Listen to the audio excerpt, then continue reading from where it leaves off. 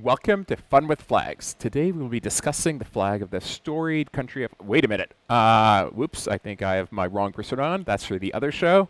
I think I need peel off the gamer and physicist persona temporarily and move on to this show. Actually, putting back on the venture capitalist, entrepreneur, angel investor persona. So before I get started, we'll start with the rules of engagement. As with last week, I'll start by presenting the concept for the week, and then I'll open it up to questions. If I don't answer your question, feel free to put it back into the chat, but don't over abuse this. So let's get going. So welcome to Playing with Unicorns, Episode 4. This week we will be discussing the FJ Labs investment thesis.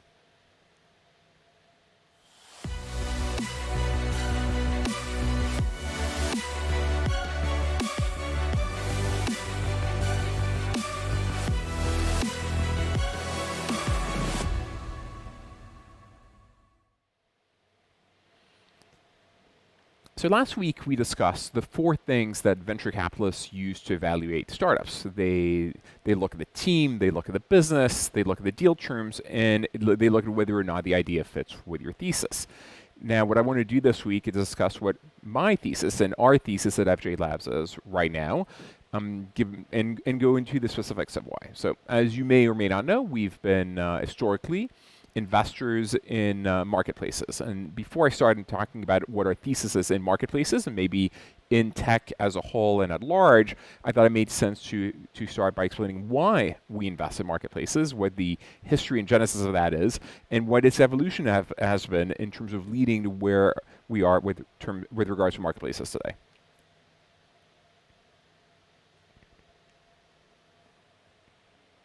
Okay, so taking a little bit of step back into history, I got my first PC in 1984 when I was 10. It was kind of love at first click, and it was an amazing tool of creativity where I was able to program, go and built-in board services or BBSs, the ancestor of the internet, with the modem I had, and it was an amazing tool of self-expression and entertainment. At the same time, being probably curious and maybe not too different from Sheldon at that point in time, reading a lot about everything and anything. And the one thing that resonated with me is when I came across Adam Smith at The Wealth of Nations, because economics and frankly incentive systems seemed to explain the way the world worked better than anything else I'd ever encountered at that point, from sociology to psychology, etc. But again, then, those were, frankly, in one case, a hobby when it came to computers, and in the other case, really intellectual curiosity. So when I went to Princeton in 1992, and the genesis or the beginning of the internet, it was still not clear to me, what my destiny held and why marketplaces would play a big role. But because I already was very proficient with computers, it didn't make sense to me for me to study computer science. So instead, I chose economics to further that field and my knowledge in that field. Now, it was at the very beginning of behavioral economics and of market design, both subfields or subgenres that I really took a liking to. But again, college in the US, especially a liberal arts education, doesn't necessarily teach you anything practical. It teaches you how to think. It teaches you how to structure your time. And the current theory is that you will learn practical things later. And in fact, when I went to college and when I studied, and the reality is I studied everything and anything. I mean, molecular biology, Russian literature, Mandarin, whatever crossed my fancy, though I did specialize and majored in economics, it never occurred to me that any of that would ever be practical. But a few things happened. First, what was my hobby, and by the way, I went into tech as a hobby, turned out to be a multi-billion-dollar industry. And by the mid-90s, I was at the right time, at the right place, with the right skills.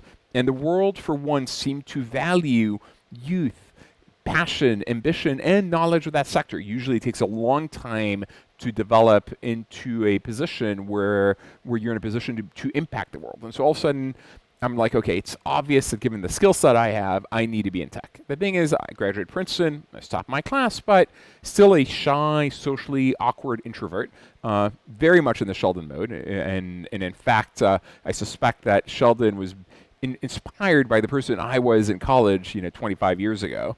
Actually more than 25 years ago, sadly, and and so I'm like, if I go and build a company, I'm probably going to fail because I don't really know what I'm doing. If I join a company, being 21, I'm not going to be taken seriously.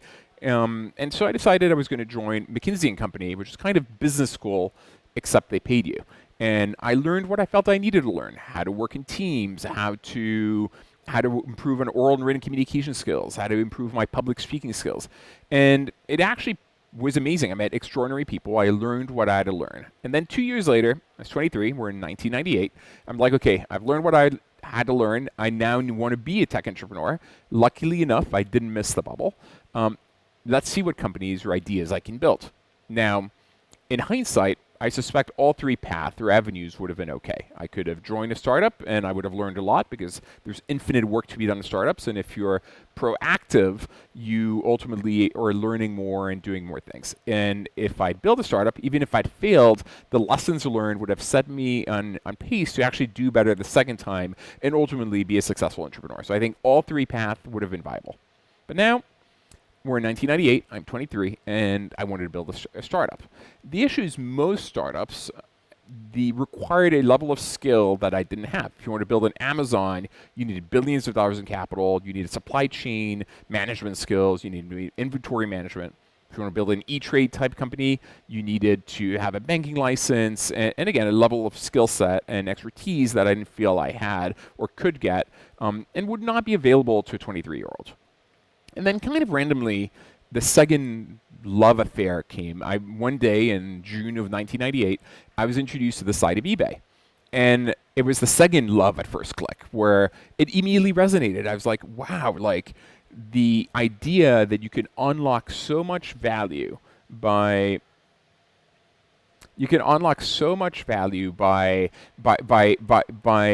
matching supply and demand in fragmented markets where it was opaque and bringing transparency to it. And for the first time, instead of having garage sales where you were unlikely to sell whatever you were selling or to find what you were looking for, you could go online and regardless of what it was, and I think at least the urban legend was there was Beanie Babies. If you were into Beanie Babies, you would be able to find what you were looking for.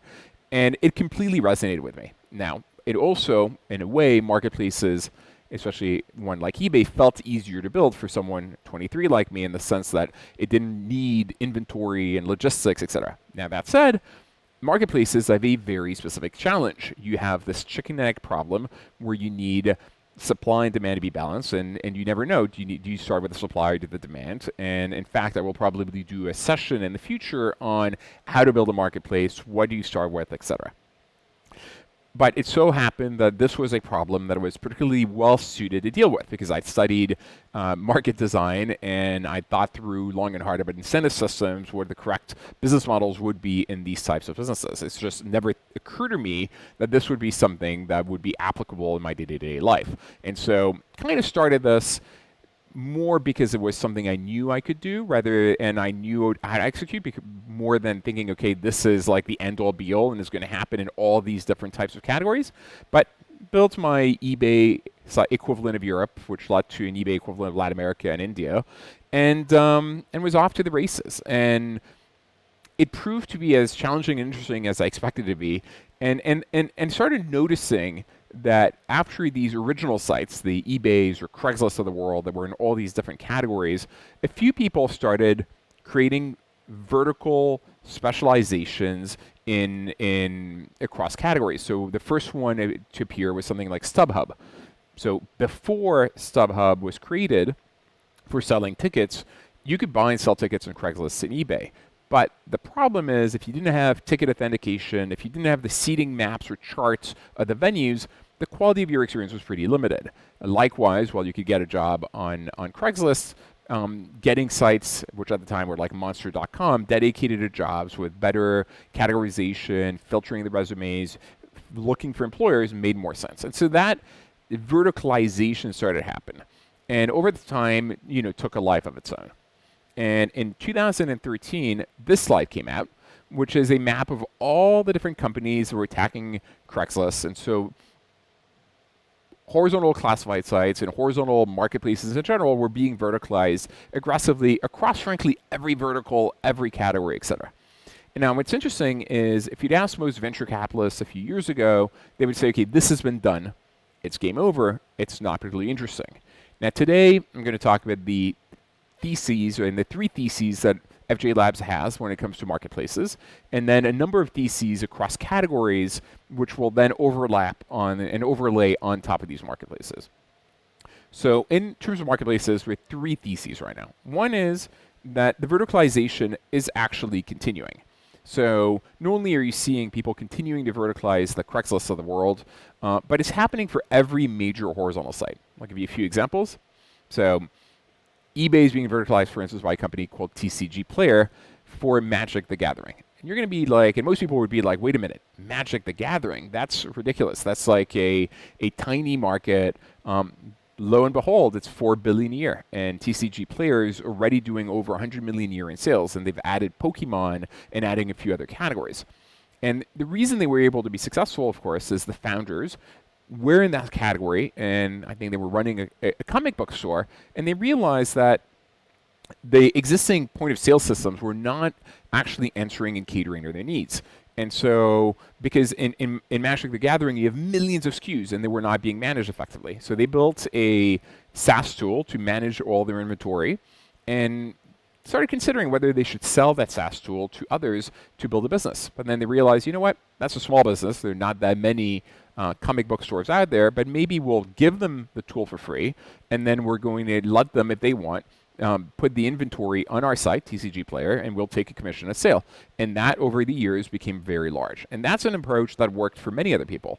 If you think of Reverb in the music instrument space, they're now over $1 billion in sales. They were acquired by Etsy not that long ago, and took that category, actually not even took the category, grew the category away from eBay. So when you actually verticalize, not only can you take it from the existing incumbents, but you can actually broaden it by creating or unlocking inventory or providing a value prop that's unique. And this is happening not just for products with eBay, but frankly in every vertical. In a way, Twitch is a vertical of YouTube, though with a slightly different value proposition in the gaming space. Block renovation is a vertical of Thumbtack. So Thumbtack is a horizontal, and by horizontal I mean a multi-category site. So on Thumbtack you can find a plumber, you can find a locksmith, you can find a general contractor, and it's an okay experience. But if you go and verticalize, you go to block renovation, you say, okay, I want to redo my bathroom. They give you a few bathroom designs, they pick the contractor for you, the experience is much better, the pricing is set, and voila. And as a result, you have higher NPS, and the category broadens or increases dramatically because people that might not have considered doing it because there's too much work or too much money, now they get certainty. Now, it's happening even in categories that feel that it would not happen, or in categories where it's already verticalized. So let me give you an example. Rev is a transcription marketplace. You can send your audio file and they'll send you text back. And so you think, okay, that's already reasonably niche, but then even in this category, you have Robin, which is a medical transcription marketplace. And so they take a category of Rev and focus on that, and these things end up being larger than you expect. And even in categories like food, you know, like Uber Eats or Deliveroo or Seamless Grubhub being verticalized by the Slices or Chowbusses of the world. You know, Slice in the pizza space and the tens of millions a month in sales. And likewise with Chowbus in the Chinese food space. And when I talk about the future of work, actually, I'll explain why these ideas, while they might seem counterintuitive, you might think, wait a minute, I can get pizza on Uber Eats, why do I need a vertical for Slice? I'll explain why it actually makes sense. And this is happening for Upwork, you know, which is a horizontal remote work site across categories with things like TopTile or Comment for programmers, or maybe Hired. It's happening to Airbnb with luxury retreats. Of course, they bought luxury retreats. And it's happening in lending writ large with all the horizontal lenders from Lending Club, etc., being verticalized, ProducePay.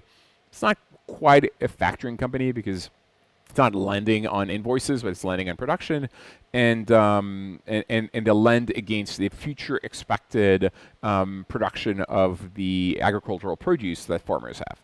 So first one, continued verticalization of the horizontals, far from being played out, lots of opportunity to verticalize all these different sites, and we'll give more examples later, and more than happy to talk about this. Second big category is a reinvention of the way marketplaces are working. Now, the old way marketplaces would work, like Craigslist or Upwork, is you would say you have a need, you put in an ad, and hundreds of people would apply. And the problem with that is it requires, I mean, it's easy to build a site like that, but it requires a lot of work for you, the person demanding or needing the work to be done. You need to filter hundreds of applicants who may or may not be appropriate and may not be filtered, and and as a result, the user experience, the NPS, if you want, is rather low. Now, the latest trend, the most interesting trend, is marketplace pick models. And by marketplace pick models, I mean you say what you need, whatever it may be, and the marketplace picks the supplier for you. So think of Uber. The old school model for an Uber would have been, I want to go from point A to point B, 50 drivers apply, and you have to pick one. That's not the way it works. Uber picks the driver for you, and you just get in the car. And many people thought that this is something that could happen only for commodity and commoditized categories where the jobs were interchangeable. But our thesis is that you can actually do this for every vertical. If a company can create a process to select supply, a marketplace can do it better. And the reason a marketplace can do it better is that they will have many more at-bats. They'll have way more data. You know, imagine, for instance, we're investors in a company called Advisable, which is a marketplace to find marketing talent. If you're a mid-sized firm and you need a SEO expert, maybe you're going to recruit one. Whereas if they've placed hundreds of SEO experts, they know what the right expert for you is better than you would know it yourself. And so we're investing in a lot of these companies. You know, Rev picks a transcriber for you. Miro picks the photographer for you. Comet picks the developer for you. Block Renovation picks the contractor for you. And these, you can have a much higher fill rate. So almost every single demand or request can be filled. So you can have 100% fill rate and with a much higher experience. And you can usually command a higher take rate or percentage of transaction by going to this model. And it's definitely win-win. And in fact, many of the trends I'm going to talk about, you're seeing or overlapping. So many of the companies we invest in are both vertical and marketplace pick. And the third big trend in marketplaces is B2b marketplaces. Now, the consumer world has been completely revolutionized over the last 20 years. We've seen Amazon, we've seen Uber, we've seen Airbnb create delightful experiences in categories reinventing the consumer experience. But in the B2B world, most things have actually remained old school. It's the transactions are relying on your network, on your Rolodex, on doing emails. Maybe you have things in Excel, and very few things have gone online. There's very little transparency on pricing, on discovery, and very little automation. The reason it started to happen now is probably a generational shift. The CEOs and managers who were in their 60s and 70s and were not digital natives were being replaced little by little at the SMB side by millennials, and same is true in larger organizations. The top level managers are now becoming in their 30s, 40s, maybe 50s, and are digital natives, and they grew up with the internet, and their entire life is already governed by amazing, delightful consumer-facing experiences, and they want that in the B2B world. And as a result, we're starting to see now online B2B marketplaces for everything. I mean, Flexport is a freight forwarder that's digital. Proxy is online fish market between the fisheries on the one side and the supermarkets and the restaurants on the other side. RigUp is a marketplace, a labor marketplace for oil service workers. So if you need Schlumberger needs a welder in an oil rig in Angola, they would go there. So it's a vertical of LinkedIn. It has a tendency to be more marketplace fic and B2B. Notice a petrochemicals marketplace. You know, Trusted is a nurses marketplace. But this is really happening in every category. We're investors in Tread, which is a dump truck driver marketplace.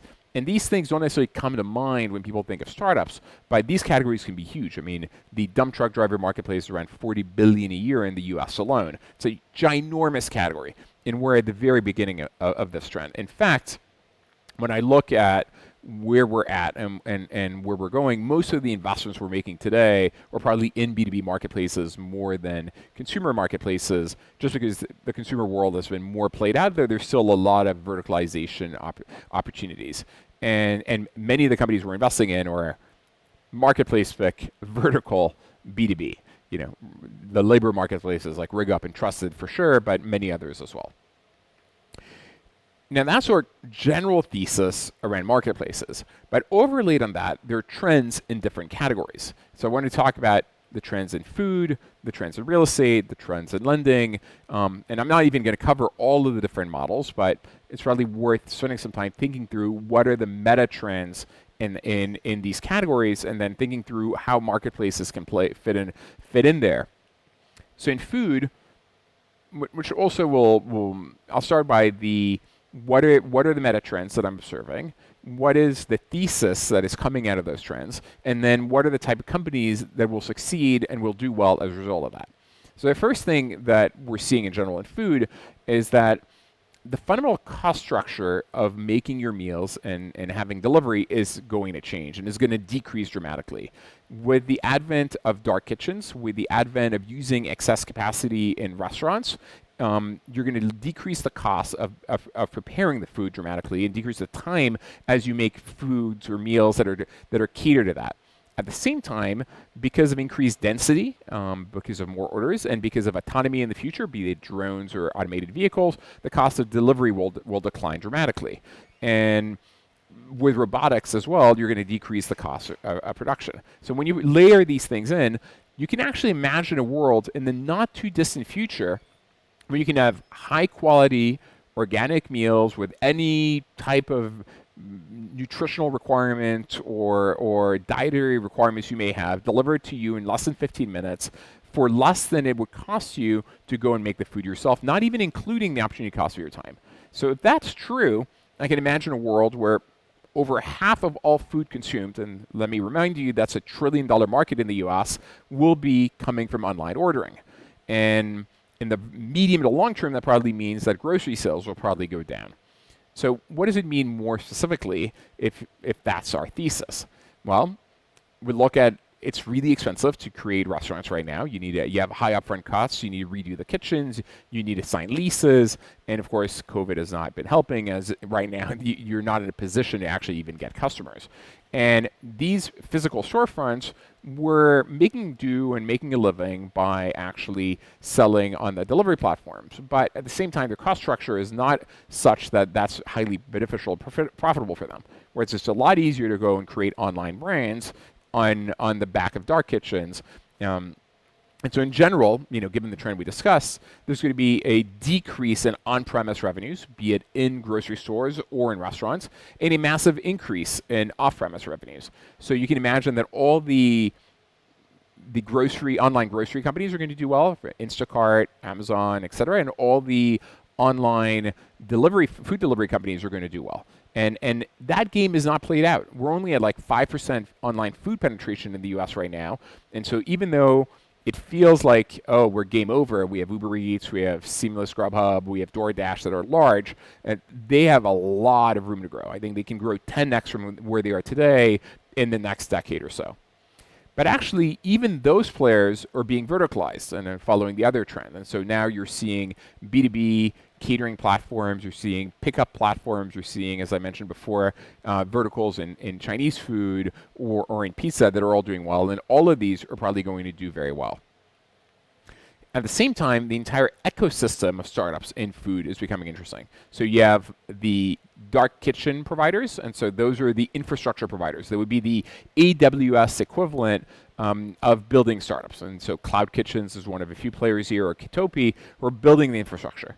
Then on top of that, you have virtual restaurants, companies like Mealco that are creating brands. They're creating franchise models to allow people to go and distribute their brands across the US. So for their first brand, for instance, Tributo, which is a healthy, high-quality Mexican food brand, is doing really well, and they're now franchising and delivering it across different platforms across the US. At the same time, we're seeing a lot of innovation in robotics and automation. So a company like Truebird is creating robot coffee dispensers where robots make the coffee for you, deliver it, et cetera, at a much lower cost. It doesn't have all the cost of a Starbucks to get go, and will probably lead to massive growth there. And then in the grocery business is verticalizing. Butcher Box for meat, or Wild Alaskan for Alaskan fish is doing really well as Misfit Markets for the groceries that don't look nearly as good as the other grocery, but is actually a lot cheaper. And because we're seeing this innovation in the consumer space, it's actually leading to a massive innovation as well in the B2B space. And so we're seeing companies like Choco and Reki or Food by Us in Australia, in which we're investors, that are supplying restaurants. And we have companies like Cheaper, Vori, Mabel, Trade Depot, Magaloop, all around the world that are B2B suppliers to the grocery stores, to the bodegas, providing better experiences at lower prices. The last trend probably worth mentioning is, given that we are facing a climate crisis, there is a increased desire to consider greenhouse gas emissions. And about 25% of greenhouse gas emissions comes from food production, especially the methane belching of sheep and cows. And at the same time, the way we treat animals today, frankly, is unconscionable. The quality of life that we provide them is horrible. And I think people in the future will probably look at the way we treat animals today, the way we probably consider gladiator fights in Roman eras. That said, as people are becoming wealthier, they want to consume more meat, and it kind of makes sense. And so we need to find an alternative. And that alternative, I actually suspect, is not going to be the plant-based like Beyond Meat or Impossible, because these are still rather expensive, maybe more importantly, highly processed, not super healthy for you. And so we're investors in a company called Artemis Foods, which aspires to create lab-grown meat, and within 5 years to combine it with a plant-based material to give you essentially the same nutritional value and texture as if you were eating a steak or a filet mignon, except no animal will have been hurt in the making of that. And probably we're 10 years away for the full lab-grown meat from a price and quality perspective. But once that happens, it'll actually layer on top of the other trends in food, where it'll probably most likely be sold and delivered by one of the online food delivery companies, made for your consumption in a dark kitchen. And so all these trends, overlap with each other, gives you a sense of all the companies that are playing and all the innovations that's happening. And we're only at the beginning here. Now, future of work, same thing. There's a number of trends that are happening in work. Perhaps the fundamental meta trend is that usually there's something people love to do. There's a job they want to be doing. And when they do get a job or create a small business, they realize that most of the time they're spending is on doing something else. Someone decided that maybe they love cutting hair, so they started a hair salon. The issue is all of a sudden they need to be signing leases, doing accounting, negotiating a POS agreement, hiring staff, and most of the work they do is not related to the job they love. And so the first big meta trend is, in the future, platforms and applications will be created that allow you to do the job you love to do, and everything else will be outsourced, and it will be done in a way that's really easy. I'll give you a few examples of that. So part of the reason Slice works so well as a food delivery company in the pizza space, even though you can absolutely order pizza on Seamless Grubhub or on Uber Eats, is that if instead of putting yourself in the shoes of the consumer, you put yourself in the shoes of Luigi, the small mom and pop pizza shop owner. Now, in the US, the pizza space is about $47 billion, of which a third is controlled by Domino's, Papa John's, and Pizza Hut. And these have obviously online ordering, and everything's automated, and websites. The mom and pops, for the most part, half of them don't have a website. Very few of them have online ordering.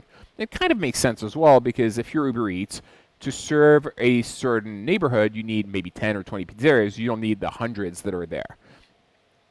So put yourself in the shoes of Luigi, where you need to be competing with the Domino's of the world. And what you really want to be doing is, frankly, making pizzas, maybe chit-chatting with your customers. You do not want to be building a website, answering comments on Yelp and Google Answers and TripAdvisors, or dealing with your accounting, picking up the phone, etc. And your phone is probably ringing off the hook nonstop. So what Slice does is provides with these independent pizzerias all the tools they need to manage their business, such that they can focus on the thing they love to do, which is make pizza. And this is true across all these different categories. So as a result of that, they've signed over 10,000 pizzerias. They do tens of millions a month of sales, and they're beloved by the pizza owners, partly also because they only take essentially 10%, which makes them a lot cheaper than the alternatives. Rev is a transcription company that allows transcribers to just do transcription, not have to do invoicing, billing, and gives them tools to do their job better. Or Miro is a company that allows professional photographers to, well, the professional photographers just need to take the photos. You know, Airbnb says I need to take photos of this apartment next Tuesday at 3. They pick the photographer and boom, they take the photos. But all the post-processing, editing, finding the customer, invoicing is done by Miro, which makes a lot of sense. Now, beyond that, the other trends are also applying. So we're seeing the horizontal job sites being verticalized, and we're seeing in the staffing category, we think companies like Catalent for the doing research, and you know, the McKinsey consultant types who can create a report for you, or in the blue collar space like companies like Job and Talent. And then you're seeing vertical marketplace spec models picking up, frankly, in every category. And we're seeing it for, you know, Comet or Comet or Top Tile for programmers, Trusted for nurses, Rig Up and oil services, but advisable for marketing jobs. And we're seeing it, frankly, in every job category possible. And we're still at the very beginning of that trend. Now, the key here, though, is can you make the unit economics work? Because historically, people that have created job sites were not really marketplaces. And the reason they're not marketplaces is either a large employer, McDonald's, or maybe a small employer, the Luigi's, they need to hire someone. And they're not really good at buying ads on Google and Facebook. And so they would then go to a company, whether it's Indeed or ZipRecruiter, to bring them clients. So the thing is, these companies don't quite feel like marketplaces because they feel more like outsourced to marketing companies, because they're spending a lot of money on their own on Google and Facebook to attract the candidates that are then being sent on to the underlying employer. The real marketplaces are the ones that have organic traffic, where the profiles resides there. And LinkedIn is definitely that. Your passive job profile lives there, especially if you're a white-collar worker. And so RigUp has been able to do that in the oil services space. No one has a LinkedIn profile. It's all in RigUp. So if you can do something like that, then it's extremely compelling. Now, thinking through a few other models, and again, gives you the way I kind of think about it. I look at the meta trend, think through, if you take that to its logical conclusion, what does it mean? What does it mean for the existing incumbents? What does it mean for the other players that will be in the space? So in real estate, you know, a lot of innovation has happened, and many people were launching models, for instance, saying, oh, we will, because real estate commissions are so high, they're like 5-6%, we're going to allow you to list and sell houses on your own. But if you actually look around the world, because real estate is most people's primary asset class, it's the largest portion of their wealth, it's the largest part of their expenditure, that brokerage usage actually, if anything, has a tendency to increase with GDP rather than decrease. And people are willing to pay service if they think they're being well served. And so the idea that the companies like Purple Bricks are going to take over and replace existing brokers doesn't actually seem to jive with me. Instead, that said, the current user experience seems really bad. From the day you decide to sell a house to the day it actually sells, it takes like 6 months. You need to find a broker. You need to keep your apartment clean. You need to do showings. And so the idea, you know, taking this to the logical extreme is, okay, most likely brokers are not going to change, but your user experience with them has to change. And so that really means tech-enabled brokers like Compass are going to become more prevalent. The selling experience is going to be improved, and the timeline is going to be compressed by things like iBuyers. Maybe the lending process is going to be accelerated by companies like Ribbon or Lending Home. And at the same time, we're seeing new innovation because of another mega trend, which is people and countries, frankly, have overly restricted development. And so the major cities have very increased demand because they're amazing places to live. They are engines of economic and productivity growth and job growth, and smart people like to be in these exciting cities. So demand is going up, but at the same time, supply has been restricted, so prices are going up to the point that living is really unaffordable in many of the major cities. Now, the real solution, of course, would be to de-zone or remove air rights, let people build up. But in a city like San Francisco, 80% of the city is zoned in a way that you're not allowed to build apartments. So they're not fixing that. And so instead, startups are attacking the problem by saying, okay, maybe we create co-living spaces, companies like Common or Ollie, or maybe we take these long-term leases, we turn them into short-term to allow people to have flexibility, to not be stuck with long-term leases. And that's the Saunders of the world. So we're seeing a lot of innovation here, though the nuance with perhaps some of the future of food or future of job is I don't think brokers get displaced. I think they become tech enabled and they become complemented and they have tools around them. The experience improves, but they don't get replaced by the Purplebricks of the world. And even in any one of these specific categories, you're also seeing subdivision and nuance. So if you look at the iBuyer market, there's a real difference between the way the iBuyers are operating in a market like the US, which is completely efficient, where you have the pricing history, where you really know where the market price is, and where you cannot basically invest in improving a property and selling it at a higher price. So that flipping model doesn't really work. So in the US, an open door type company is all about efficiency. We will sell you your house quicker at the fair market price.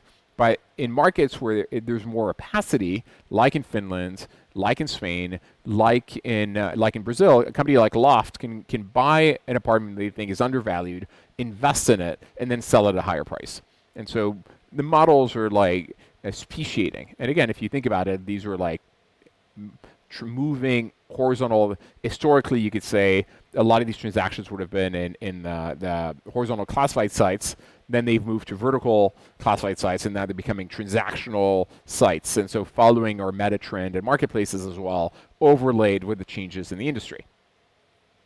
Now, the same thing is happening in lending models. So we've had a fair amount of innovation early on with companies in the factoring space like Fundbox, or in, well, not really consumer-to-consumer lending anymore, but companies like Lending Club, allowing you to pay down your credit card bills. And these are being verticalized, and you're seeing a massive innovation here. I mean, think of a company like Clearbank. Clearbank will connect to a small Shopify owner's account. They'll look at your Shopify receipts. They'll log into your Google Analytics. They'll log into your Google AdWords and your Facebook. They will check the ROI profitability of your online marketing. And if you are profitable in your online marketing, they'll lend you money to grow more. You can imagine that Citibank will never do that. And that's genius. It's a much better user experience. It's very nuanced, and it allows them to build a ginormous new category displacing the incumbents. And by the way, lending specifically is a category where the incumbents are really horrible. Most of the banks have very low NPS. It's hard to open an account. It's hard to actually get credit approved, and everything is slow. And so the plays here are either speed or pricing or both. But for the most part, it's convenience. You know, like a company like ScratchPay, your dog has an emergency operation they need. You don't necessarily have the savings for it, or your credit, you might be tapped on your credit card. You get to the vet, and they'll do lending at the point of sale system such that you can actually pay for the operation your dog needs. And so you can imagine that the decision criteria or speed of turnaround of companies like traditional banks is way too slow to allow for this. So we're seeing these innovations. Now, I'm actually not going to go through every single vertical, but we're seeing these types of disruptions and frankly every single category out there, from online education to telemedicine to frankly even the public services. And so, but I wanted to share a few that show you both our trends or our thesis specifically when it comes to marketplaces, and then our thesis in certain verticals, and then how the two overlay to create these investment opportunities or these ideas. And again, we're at the very beginning. We're at the very beginning in the food tech revolution. We're at the very beginning in lending. I mean, this is day one. You know, we're in the first inning still of the tech revolution, and everything remains to be done. So when you think of wanting to be an entrepreneur and you're like, oh my God, everything's been invented already, that is far from the case, and you have tremendous opportunities in all the different verticals. So I'm going to pause there and give you a few seconds to collect your thoughts, and then I'll start looking at some of the questions and try to address some of the questions that were posed by the audience.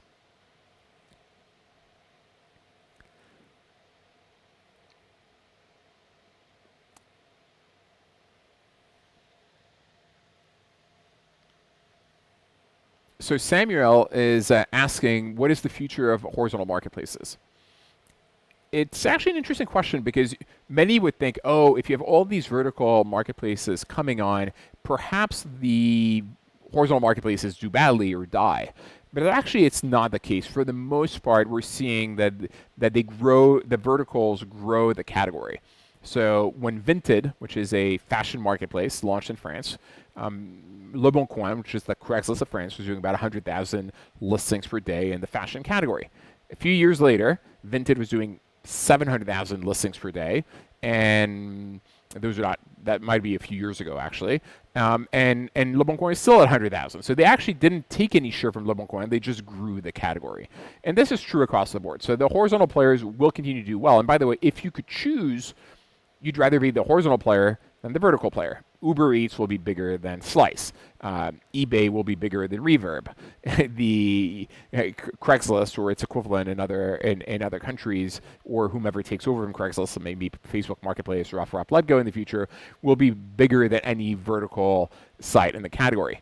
So if you can be the horizontal player, it's better to be the horizontal player. But those spaces and places and positions have, for the most part, been taken, and you kind of have winners, right? The winner in online video is YouTube. The winner in remote work is Upwork.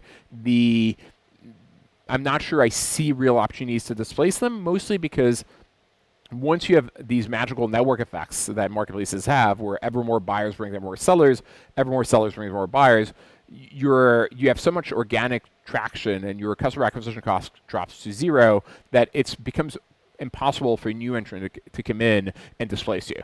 You can be attacked by verticals who can provide a better user experience if they can make their unit economics work, which means they need high enough average order value and or high enough recurrence and number of transactions that people do per year, per month, per quarter, whatever. But for the most part, the horizontals themselves do not get displaced. They just get complemented by all these verticals.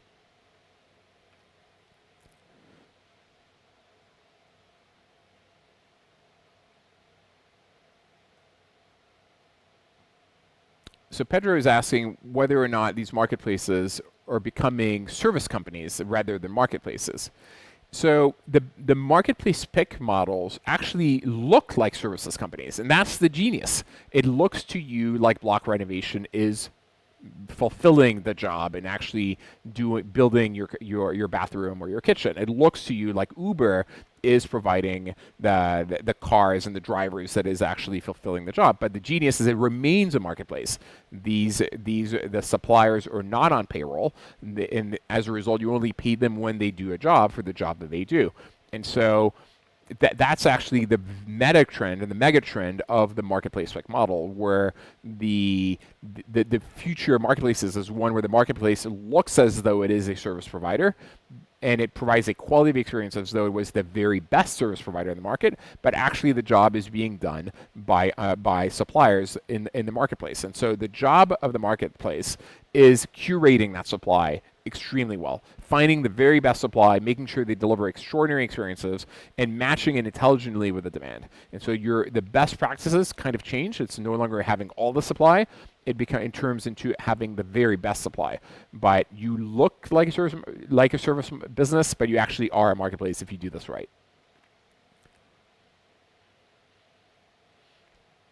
Olivia Brio is asking what the current response from incumbents to the new emerging food models. Now, the reality is the incumbents are not, there are different types of incumbents, right? So I'll think of the incumbents as the food manufacturers, the craft foods of the world. They're experimenting in many markets with online B2b distribution. That said, they have a very well-established distribution system. So the way these companies work is they typically have a distributor, a tier one distributor that'll sell then to wholesalers, and they even have different tiers of wholesalers, and some of them may have geographic exclusivity. And they don't want to necessarily change that model. That said, in some countries where the wholesale system is somewhat broken or where delivery is not happening, like in Nigeria, they're starting to work with the B2B markets like Trade Depot to complement them. So they're being innovative in the B2B side. Obviously, they don't usually have direct-to-consumer experience. Now, a more larger brand, let's say a McDonald's, it has had to consider what they wanted to do, and because they have so much leverage, they did a deal first with Uber. I'm sure now they're with others, with Uber Eats, to actually get distribution there in exchange for having much lower commissions. So because they're so large and relevant, the power actually sits with McDonald's, not with Uber Eats, and they were probably able to command terms. I don't know what the terms are. I suspect that they paid very little commission because of the leverage they have. And people like Domino's are actually super innovative. Domino's has innovated on the food quality, on the packaging, on the online ordering, and they're delivering by drone in places like Australia. So some of the direct-to-consumer food players are actually doing really interesting things as well.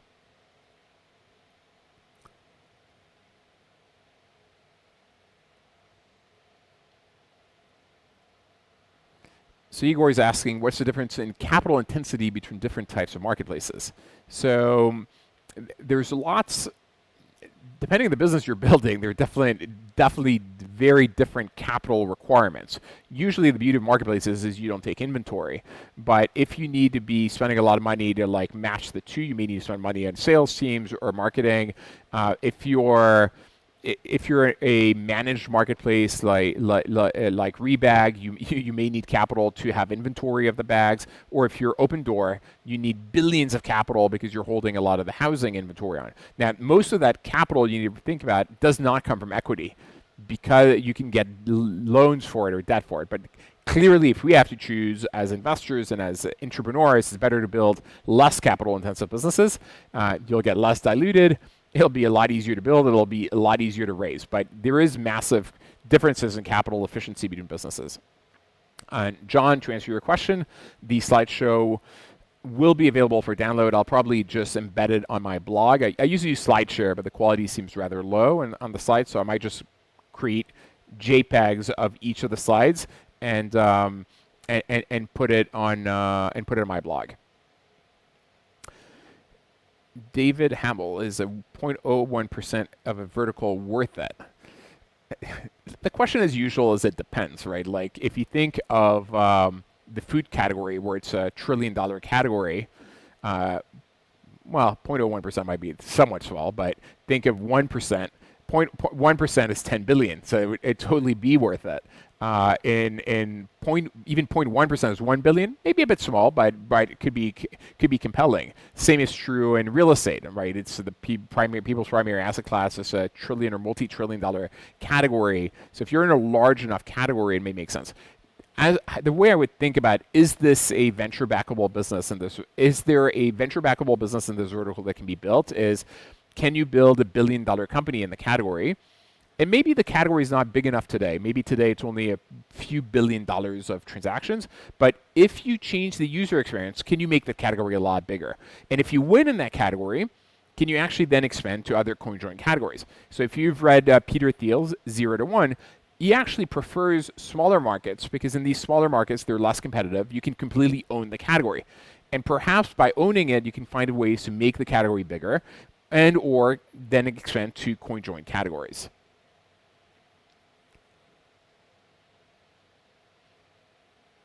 What are my thoughts on consumer insurance marketplaces by Dijon? To be honest, I have not put a lot of thought into the insurance space, so I can't comment intelligently. Austin, Tasker is asking, what are my thoughts on fully managed marketplaces and the commission models of these services? The problem is managed marketplace is a word that has perhaps lost meaning. It can mean everything and anything. Some people are taking inventory, which maybe defies what a marketplace is. So the marketplaces I like best are ones where the marketplace picks the supplier. I would argue that that's a subgenre of managed marketplace.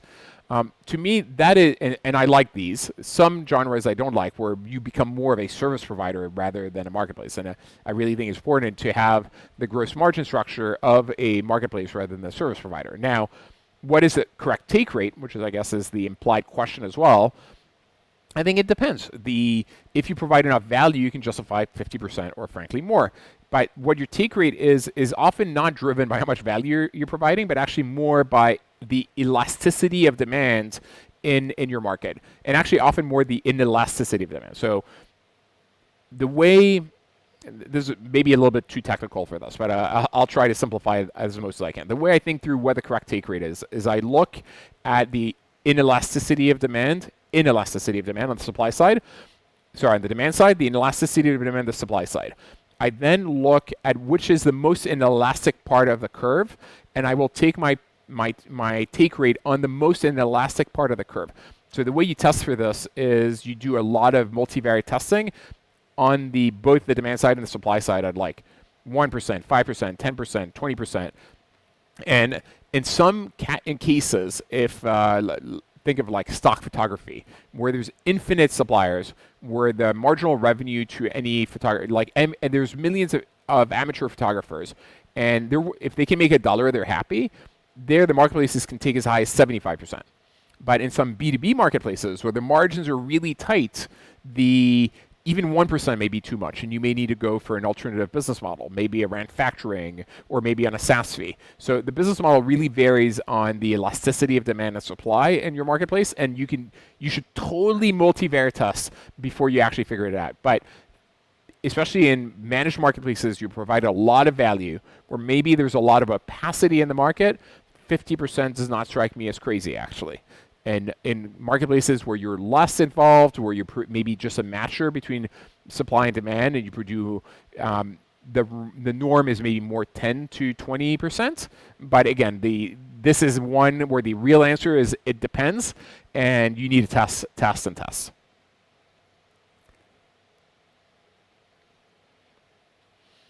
So Eric is asking if I can comment on the M&A in verticals, when these occur, and if there could be vertical consolidation in the future. So one of the, frankly, one of the appeals of being in a vertical is that you actually have a lot of potential buyers. You can imagine that a company like Slice in pizza food delivery space can be acquired by all the food delivery players from within or without the US. So Uber Eats, Seamless Grubhub, etc. But what's interesting is because of the approach they take, where they're actually trying to become the point of sale provider, you can imagine that even companies like Stripe could be interested. And so the universe of buyers, and again, I don't have any confidential information. They're not for sale. I'm just making this up on the cusp as I go along. But the universe of buyers for these is really large. And even most verticals, you can immediately think, oh, Naspers or Prosus would look at them. Adevinta, or Shipstead would look at them. eBay, Alibaba, Walmart, the Amazon, and that's just in general. And then the people in that very specific category could probably look at them as well. So the universe of buyers is really large. And you, frankly, if you can get big enough, you don't even need to go public.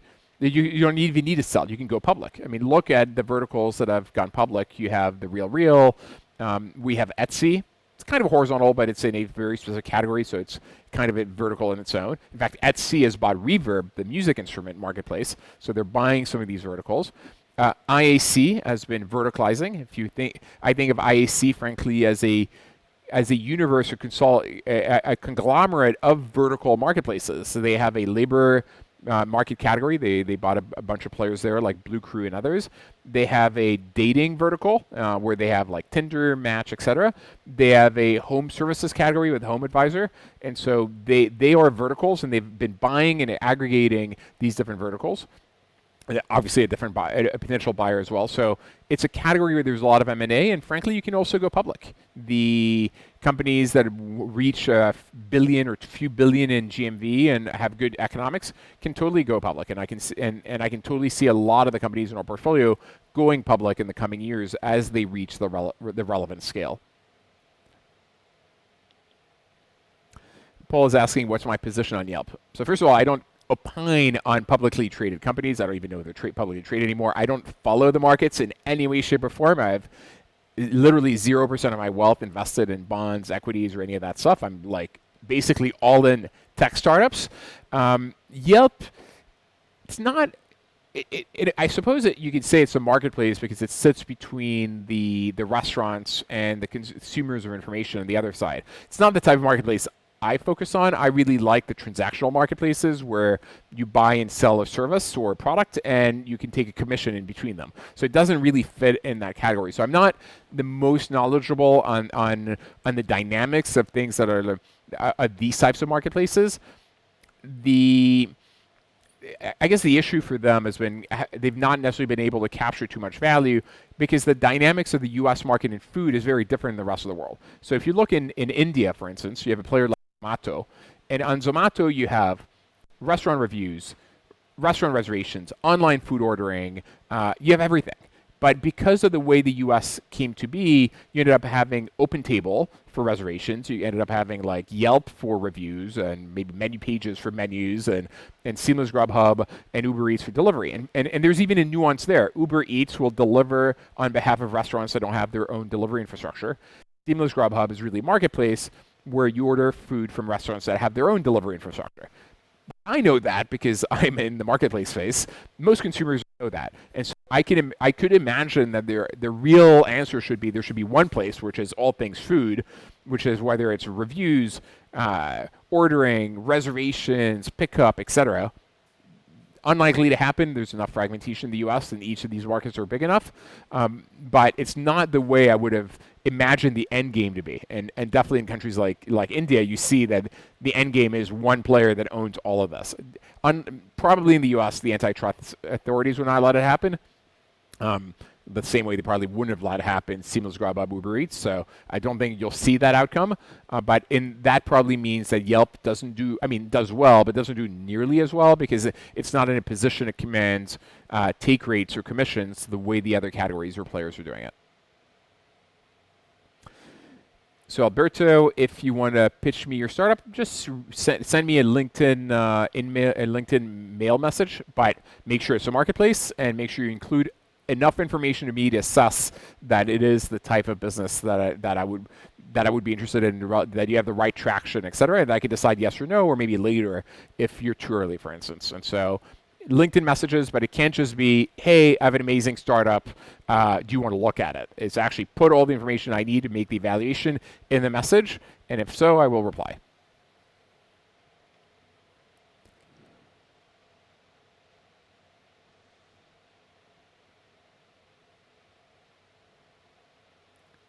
I'm reading questions, so give me a few minutes. And I apologize for people that are going to be listening to this on Spotify or iTunes, and they hear these long pauses. Just making sure I didn't miss any of the questions. Okay, I'll go to Charles' question. Thoughts on a student housing marketplace using technology to simplify the rental process starting in France. So, not sure exactly what you have in mind but there's definitely renting is actually reasonably complicated when you think about it. Like currently, you need to get a credit check. You need to find out. It's not like transactional, and so there's been a trend, especially in Brazil. There's this company that just raised hundreds of millions of dollars, where you can go online, you can rent a place, they do the credit check, they get the deposit, they collect the payments, etc. And it's redefining and reinventing the way renting the renting experience. And you're seeing a number of players in the U.S.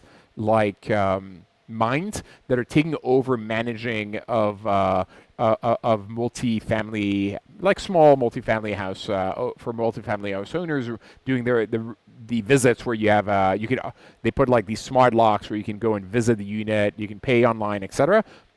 There's definitely a trend. I've just seen a company in Spain in the category. I'm sure there's an opportunity probably in France as well. I don't know the nuance enough, but it seems like it makes a lot of sense. So Paul is asking if there's any new startup adventures for me. So a few things. First of all, building a venture fund / startup studio like FJ Labs actually is a startup. It's a startup in its own right. I didn't join an existing venture firm. I'm building a new one, which has a lot of implications. Like it's actually really harder to attract investors to invest in a new fund. So even though I've had angel investing history, they don't necessarily give you credit for it, even though I'm an amazing, I think, entrepreneur, they don't think the skills transfer from being an entrepreneur to an investor. That's one. Second is because I'm not just building a pure venture firm, but I'm actually building a studio. Every year we build 1 or 2 new companies de novo. And that allows me to scratch my entrepreneurial itch, come up with the ideas, hire the team. Often I play a big role in building the product. I can be the scrum master, writing the stories. And I do the part that I think is the most fun, which is kind of 0 to 1. And once the company gets to Series A, I usually drop off. And by then, we've recruited a full team, like a product manager, a CTO, etc.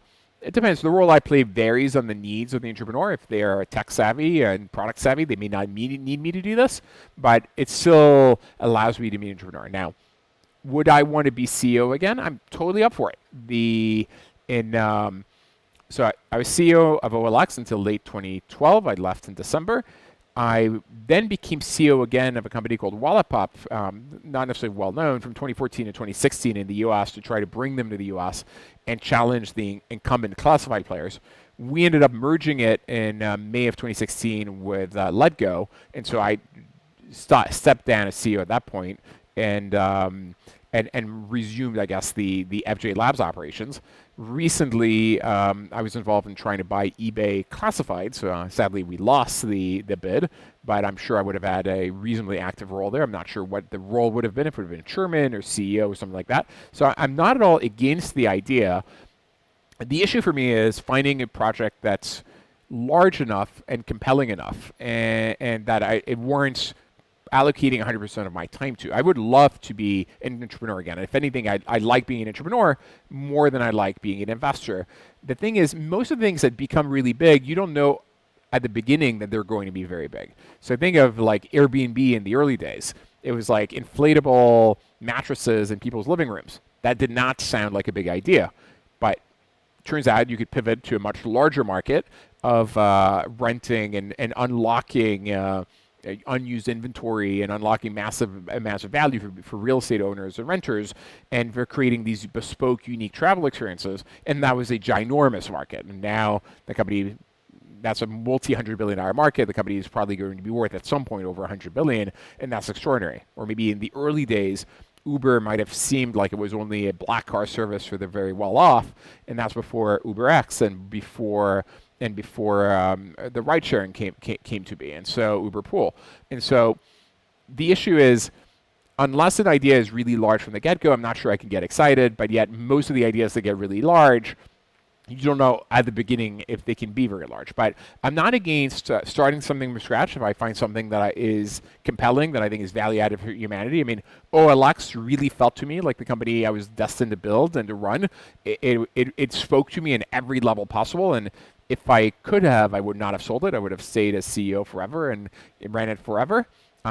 Sadly, it was not in the cards for a variety of reasons, mostly because we had a publicly traded competitor coming in with hundreds of millions of capital, and I needed more money that I could raise at that time in order to fight them off, and that's why I had to sell to Nexus, which proved to be an amazing partnership, which allowed us to win, but then I lost control of my baby. Understandably, if someone gives you hundreds of millions of dollars of capital, they need to have a say in what they're doing. And so OLX for me was obvious. It was going to be ginormous, could be ginormous, and I had a mission to build it. If I can get that mission again, I would be more than happy to do it.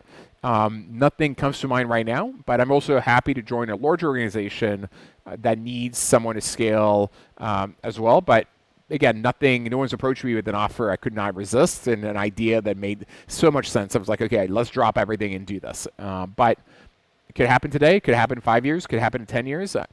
May never happen. And the reality is, even if it doesn't, this life experience I have right now of like meeting all these extraordinary entrepreneurs, building a few companies a year, investing in over 100 companies a year is fascinating. And it is fulfilling because we're harnessing the deflationary power of technology, the better user experiences that we're creating to actually improve people's quality of life, to improve their purchasing power. And in so doing, we address one of the two fundamental issues of our time, which is social inequality. And we're creating more equality and more opportunities. And I'd like to believe we can also use technology to address the other main issue of our time, which is climate change. And so I feel like I'm in a good position to address both and to play an important and meaningful part in both. Whether or not I could use my skills and leverage elsewhere in one specific category or idea, maybe. And if that comes to be the case, that's great, and I'm totally open to it. I do not close myself to it. In fact, if I look at the last 8 years, I tried so many things. I tried to buy Craigslist. They said no. I tried to run Craigslist for free, just as a public service to humanity. They also said no. I tried to convince the Castros in Cuba to let me run a big free trade zone, actually a special economic zone in Cuba. They also said no. So it's not as though I didn't try. I had personal projects that I tried that also didn't work out. I tried to build this Necker Island 2.0 in the Dominican Republic, where I got 200 acres of land. I was trying to build a gathering of entrepreneurs, spiritual leaders, thought leaders, just to come in and hang out and build things and think through things. And because of the corruption in the country, it didn't happen either. But I guess the approach is I throw a lot of spaghetti on the wall, I see what sticks, and so far building companies, investing companies through FJ Labs is what's sticking, but I'm open-minded.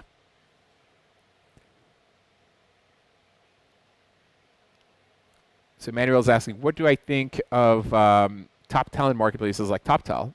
Yeah, they definitely fall in the category of the vertical marketplace pick models, where the LinkedIns of the world are being complemented by vertical players like TopTal that will find you the programmer you need, and there's many of these, and this will happen in all these other categories.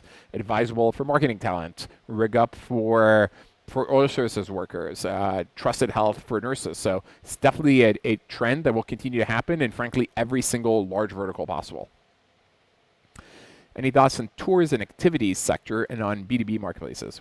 Well, B2B marketplaces I covered pretty extensively earlier when I posted this video on my blog or YouTube. You can actually go through it and go through that section, but definitely that is the mega trend right now. It's B2B marketplaces. It's most of what we're investing in.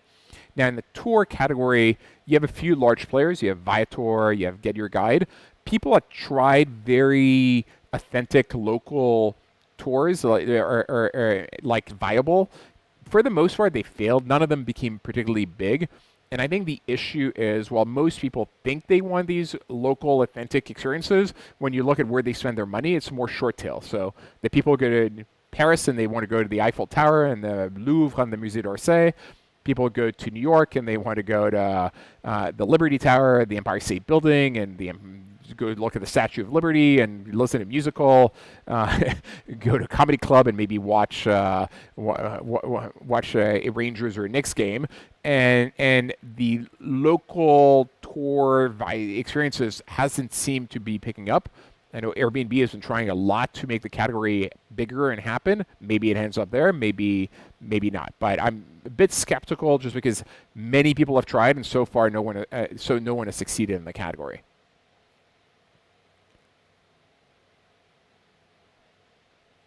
Why have horizontals like Craigslist and eBay, and that's John Moore asking the question, made zero effort to improve the amount of information between vendor and consumer in the last 2 decades?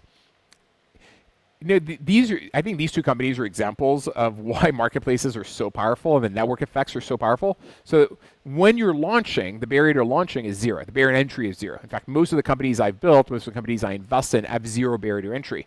But once you have liquidity and you have this magical loop of ever more buyers brings ever more sellers, and ever more sellers brings ever more buyers, it's basically not displaceable. And even if you have a horrible user experience, like Craigslist, which didn't really improve its user experience, doesn't filter the content for the last 20 years, you can still become and remain the dominant leader. Same thing with eBay. eBay, I think, so it's two different reasons. I think Craig and Jim at Craigslist don't necessarily care about creating a better user experience, and they've talked a number of times. If someone displaces them and beats them, that's fine. They're happy with the business they've built, and they don't want to hire 1,000 people and do all the things that would be needed to build a proper company.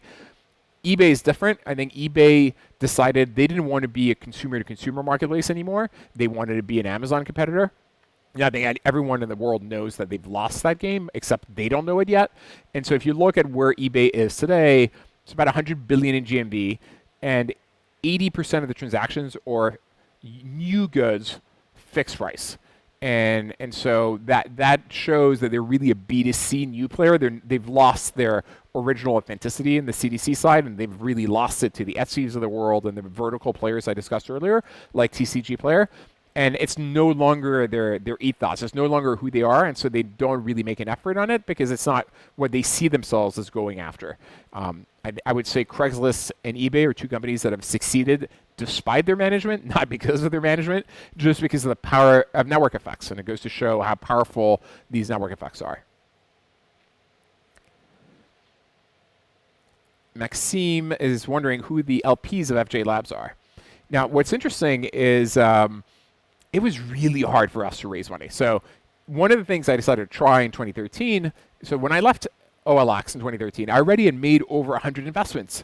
Many of them have exited. I'd like already at over 60% net realized IRR. I was already very successful. And so I thought, okay, maybe if I wanted to launch a venture fund, it's not going to be all that hard. The thing is, what had made me successful is a very unique approach to investing, which is only in marketplaces because I love them and I understand them, and with a decision cadence that was really quick. Like at that time, it was one meeting of 1 hour, we decide yes or no. Now we have a team, and so often the deals are filtered, and so I only see them on the second call. So it's 2 1-hour meetings, and then we decide. But it's still in a 1 week period, you can get a decision of whether we invest or not.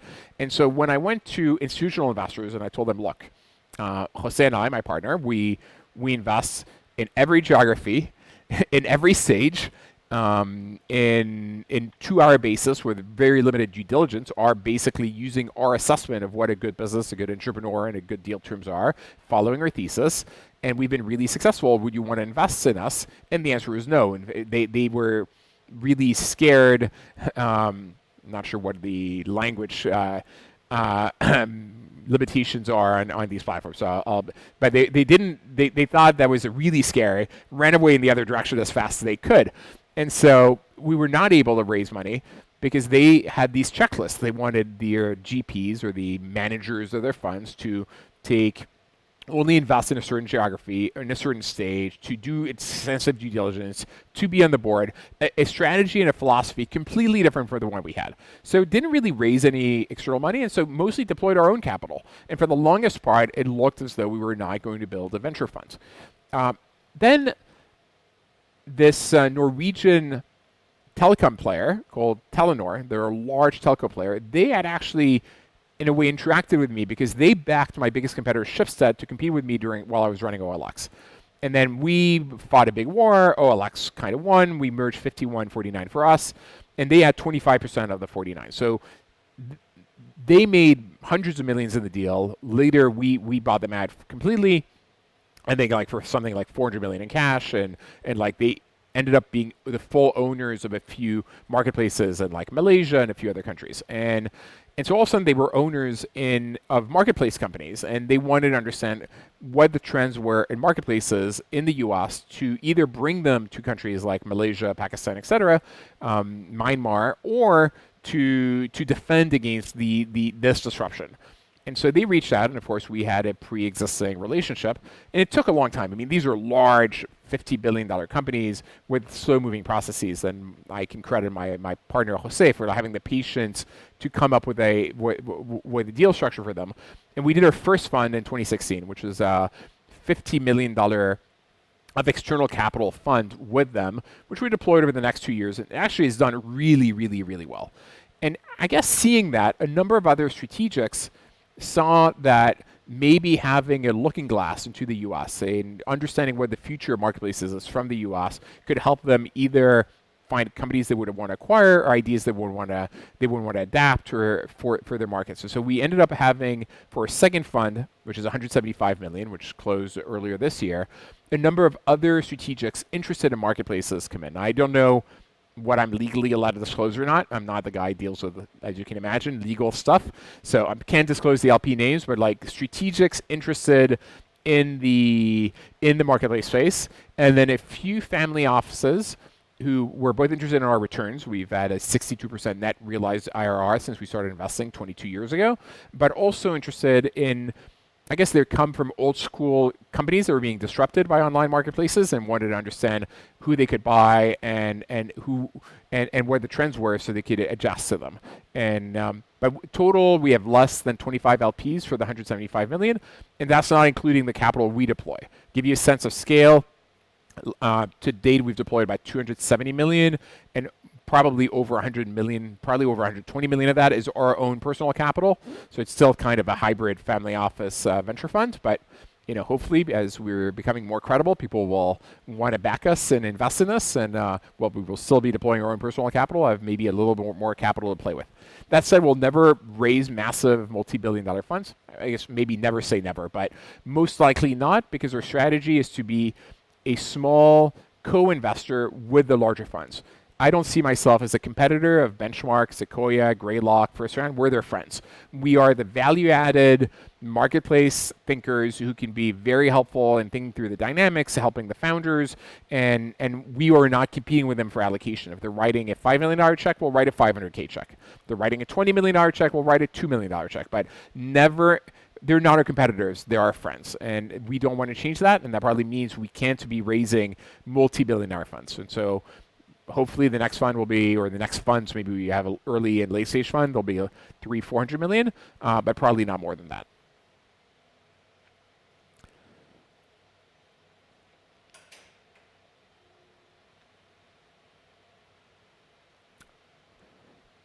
What I see GitHub as a free marketplace for software. So I'll actually, GitHub kind of is a free marketplace. In fact, one of the mega trends we're seeing from a execution perspective is giving away a free SaaS tool in order to build a marketplace on top of it. And we're seeing it, frankly, in every vertical, in every category. I'll give you an example of a company that's disrupting a company called Fresha.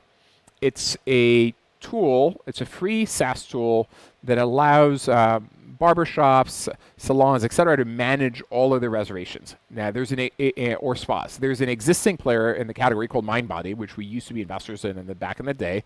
They're kind of the open table of the category, and their business model is you pay a few dollars to per reservation to have access to their tools to manage the back office of your hairdresser. Now, Fresha went in the market and said, we're going to do this for free. We're going to give you a cloud-based tool that's just as good, and we'll find a different monetization model. And instead, what they've done is they say, if you use your point of sale system, it takes a lower commission than if you had your own Stripe or Square, etc. But they've negotiated, because of their volume, they're doing like billions of annual volume. They've negotiated deals where they can take a margin or a spread on the payment. So it's an innovative business model. So the idea that you give away a free SaaS tool to one side of the marketplace. It could be many free little SaaS tools, by the way. It doesn't need to be one mega tool. You can give a tool to general contractors to manage their contingent labor workforce and plug in your marketplace to hire people on that, for instance. I mean, I can imagine lots of tools is a mega trend. Now, you need to think through whether it makes more sense to be a B2b SaaS player charging for the tool, or to be giving away the tool for free and building a marketplace on the back end. It depends on the specifics, but it definitely is a tactic that more and more of our marketplaces are using, and frankly, even the consumer product marketplaces. I gave the example of TCG Player that gives for free their inventory management tool to all the comic book stores to manage all the SKUs in Magic the Gathering. And in exchange, if they want, they're allowed to list on TCG Player some of their inventory, and if it sells, TCG Player will take 10%. And so that model really works. Terrence is asking what happened to AppNexus. So AppNexus is a marketplace in the ad space. And I don't remember actually what happened to it. Perhaps a sad given that I was an investor and I did rather well in the investment. I don't remember they were sold or they went public. The issue in the ad space is it's highly concentrated. You have two major players that have 95% of the revenues in the category, and that's Google and Facebook. And as a result, being a small-ish type marketplace is not nearly as compelling. So if I go back to one of my earliest slides of what it takes to have a marketplace, and I'll try to put it back on and right now, marketplaces work really well if you have fragmentation.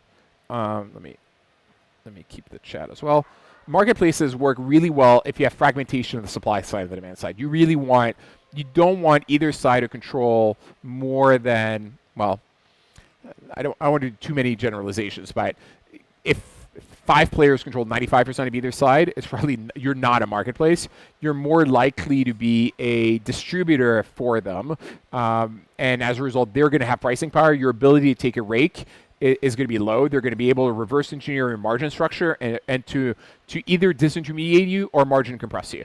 So the marketplaces you want to build are markets where there's enough fragmentation of supply and demand. Now, by the way, if the top 5 players are 40% or 10, that's totally fine, as long as you have a long and mid tail that is large enough to build a marketplace where it works. And one more thing to think about: if one player is really large, and you sign them, and they represent 80% or 90% or 100% of your revenues the first 2 years, that doesn't bother me. That's a way to accelerate your sales.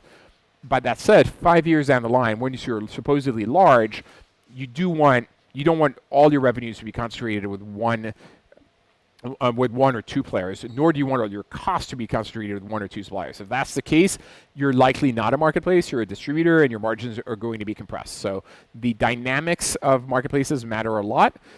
In the case of AppNexus, because you have 2 large players that dominate the category, they weren't able to create enough, I suppose, value and liquidity to make it compelling.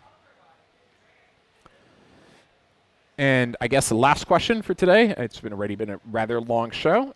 Let me go back to the other mode. Bruno is asking, in the COVID context, any thoughts on workspace marketplaces? So actually, I'm going to take a step back and talk about COVID in general in the context of marketplaces, of our portfolio, and of the industry. And what's interesting is crises in general or accelerators of underlying trends. So whatever was happening before keeps happening, just at a faster pace. So the transition to e-commerce was already happening before COVID, but now more and more people have bought online than ever before in every category. The transition to online medicine was happening, but very slowly. It started to happen at a much quicker pace. Same is true for everything from online food ordering to online education, etc. And that said, there's things that are going to benefit from COVID, and there are things that are going to be worse off. Now, what's interesting is we look at our portfolio. We have we've invested in 600 companies. We maybe have 500 active in the portfolio. 90% has actually at least benefited, or is at least the same or much benefited from COVID. And I will bucket the full portfolio in 4 buckets. Bucket number 1, companies that are absolutely crushing it, doing better than they've ever done, way beyond expectations. And these are in the categories where the offline players essentially have disappeared, and people had to go online. So online food ordering, online, so Instacart is crushing it, but way beyond the expectations they had before COVID. It's probably true of I haven't looked at the numbers, but I assume it's true of Seamless Grubhub and Uber Eats. It's definitely true for us, of Chubus, of Slice, and all of the food vertical companies. It's true of alcohol delivery, like Drizzly, for alcohol in general. Penrose Hill, the wine subscription business, is absolutely crushing it. Online game companies in general are absolutely crushing it, or mobile game companies. The platforms that support them, company like ScaleFast we're investors in, are absolutely crushing it.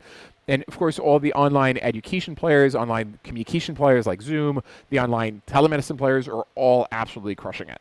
And by that I mean, they're not just on track. They've 3x, 4x, 5x from where they were before, like a pace of growth that was unimaginable before. Second category or bucket, let's say another 30% of the portfolio, players are doing a lot better than expected, both their plan and what I would have expected ahead of time. And these are frankly e-commerce players in general. It wasn't obvious to me that a player like Rebag selling $2,000 handbags would do well when you can't be showing off your handbag, but people's saving rates increased dramatically during COVID. They were not going to restaurants, they were not traveling, they were not booking hotels, they were not going to shows, and they were, in a way, also suffering from being at home. And so they decided to reward themselves, and they rewarded themselves with a number of luxury goods. And so Chrono 24 in watches, Rebag in handbags, but frankly, every online e-commerce company that I know is actually doing better than they were doing before COVID. Then we have 30% of the portfolio kind of doing on track where they were doing before. Now there's 10%. The 10% last is the one directly negatively affected by COVID. And those are people in travel, people in tourism, people in offline business conferences, people in offline ticketing. Like if your Live Nation's revenues fell 98% in the second quarter. I mean, that's insane. And I'm sure they're still way down, and I don't know when that business is going to come back. Same for StubHub probably, and SeatGeek and companies like that will probably come back, but I don't know when. And so if you're in those categories, if you're the larger players like Airbnb, you can raise money and you can probably weather the storm. If you're a smaller player, you may very well die. If you don't have a lot of cash or you're not in a position to furlough your employees for a long time and have 2 years of cash until this ends. And by the way, my current assumption is, I mean, the markets seem to be pricing in that this is kind of over, we're done in 6 months. Historically, pandemics have lasted 2 years. I can very well see this lasting another 18 months before things start coming back to normal, and including, reasonably bad second wave, including the fact that we haven't yet seen in the play through the economy individual bankruptcies, small business bankruptcies, and frankly, larger companies that have been impacted by this. Now, all in all, tech is the place to be. We're both the generator of growth, we're generator of productivity growth, generator of economic growth, and this sector in general is seeing more growth than ever before. And these times that are as difficult as they may be, and there's a lot of human suffering, and I actually really feel for people that have lost their job, are also great moments of opportunity. If you look in the last century, the Great Depression is when U.S. productivity growth was higher than it had ever been before, and was in the decades afterwards, and that's when it led to human ingenuity. And if you look at the 2008-2009 crisis, the most compelling companies, the most definitive companies of the last decade, Slack, Uber, WhatsApp, Airbnb, were all created in that time period, and that is not a coincidence. And so right now we're seeing extraordinary innovation in all these verticals, like remote work, to comment on Bruno's questions, on in telemedicine and online education, and we're going to have them be the defining companies of the coming decade. And so now is an extraordinary time to build a company. There's the underlying trends have been massively accelerated, and at the same time, the opportunity cost of your time of doing something else, of being in another company, has decreased dramatically. And so now is the best time possible to be an entrepreneur, and to the extent you're driven to it, I would encourage people to pursue their dreams, and now's the time to go. Now, I will leave it at that for today, and I look forward to talking to you guys next week. I haven't yet decided what next week's topic is. I'm going to be in upstate New York looking at the foliage change, so I won't have like my multi-screen complex setup for streaming, so perhaps I might just do an Ask Me Anything session. And so if you have questions you want to ask that we haven't covered yet, you should keep them in mind for that session. Or I might do a session on the difference between accelerators, incubators, entrepreneurship and residence programs, and what the startup studio model that we have at FJ Labs is, and maybe get a guest for the first time. So we'll see. I have not yet decided what the show is going to be next week, but I'll definitely post it on LinkedIn and announce it. But same time, same place. I look forward to seeing you then.